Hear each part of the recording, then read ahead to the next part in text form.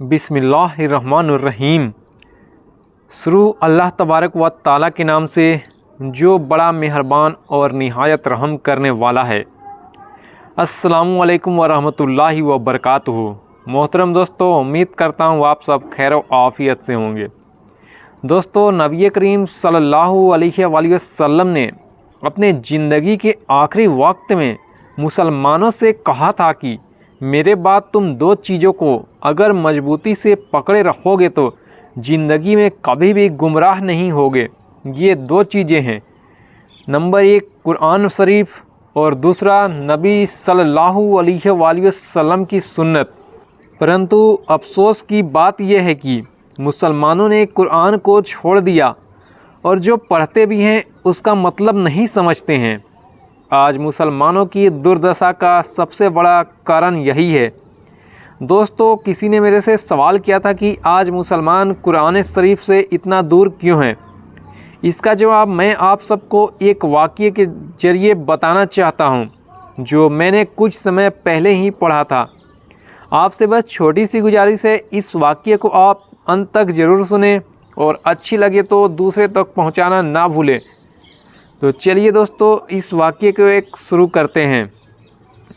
एक बार अफ्रीका के एक गांव में एक इमाम मुकर्रर किए गए। बेहतरीन हाफिज होने के साथ साथ वो कुरान मजीद की तिलावत बड़ी शानदार करते थे।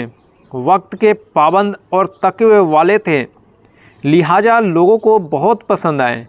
गांव के लोग बड़ी इज्जत करने लगे। उस गांव का हर आदमी उस इमाम साहब की दावत करना अपने लिए इज्जत समझता और बढ़ चढ़कर इज्जत अफजाई की कोशिश करता। इसलिए इमाम साहब की खाने की बारी लग गई थी। रमज़ान का महीना शुरू हो गया।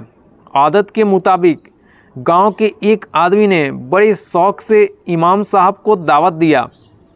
उसने इमाम साहब की बड़ी ताजीम व तकरीम किया।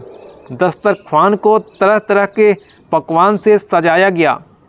इमाम साहब जब खाने से फारिग हुए और खुश दिली से दुआएं देते हुए रुखसत हो गए, उधर उस शख्स की बीवी दस्तरख्वान समेटने आई तो उसे याद आया कि दस्तरख्वान के करीब उसने एक मोटी रकम रख कर भूल गई थी, मगर अब उसका कहीं नामो निशान नहीं था।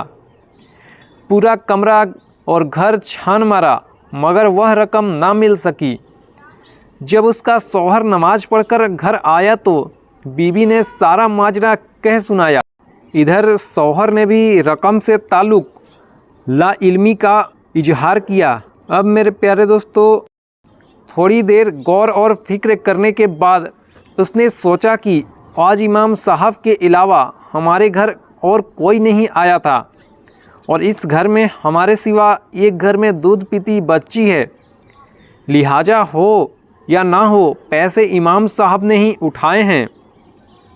उस आदमी को बड़ा गुस्सा आया कि हमने ही इमाम साहब को इस मुबारक और बाबरकत महीने में दावत दी और इमाम साहब ने उसका ये सिला दिया, मगर उसने शर्म के मारे इमाम साहब से कुछ पूछा नहीं।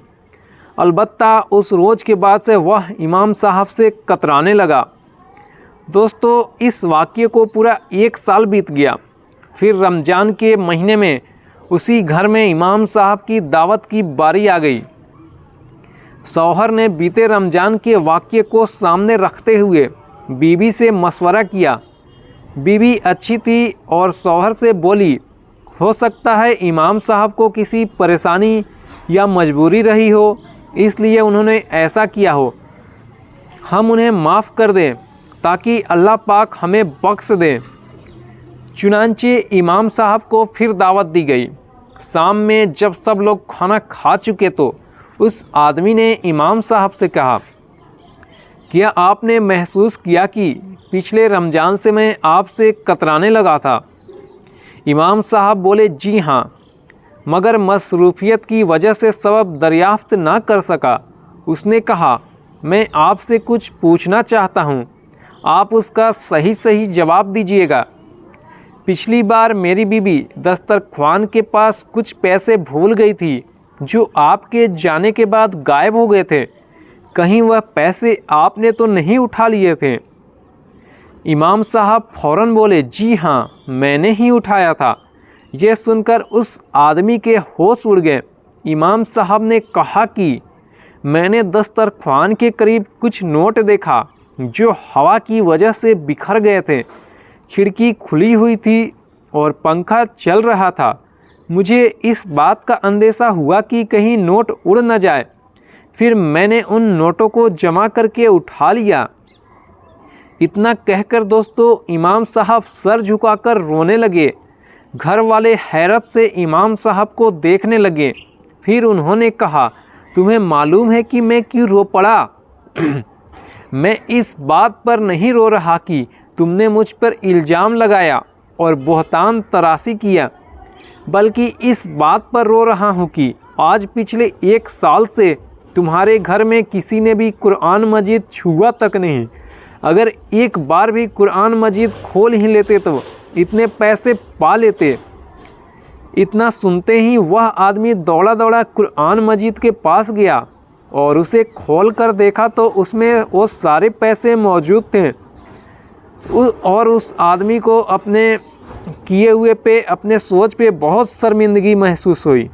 तो मेरे प्यारे अजीज़ दोस्तों, इस वाक़ये से आपने देखा कि हमारे पास सब चीज़ के लिए टाइम होता है। घूमने फिरने के लिए, शादी वगैरह में हर जगह जाने के लिए टाइम होता है, लेकिन हमारे पास कुरान मजीद खोलकर देखने का टाइम तक नहीं होता।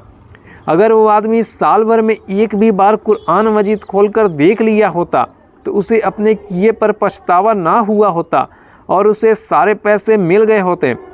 तो मोहतरम दोस्तों, आपसे बस छोटी सी गुजारिश है, चाहे कुरान मजीद की एक आयत ही क्यों ना हो, एक सूरा ही क्यों ना हो, पढ़े और रोज़ पढ़े। अल्लाह तबारक व ताला से दुआ है हमें कुरान मजीद की तिलावत करने और 5 वक्त की नमाज के पाबंद बना दे। और अल्लाह ताला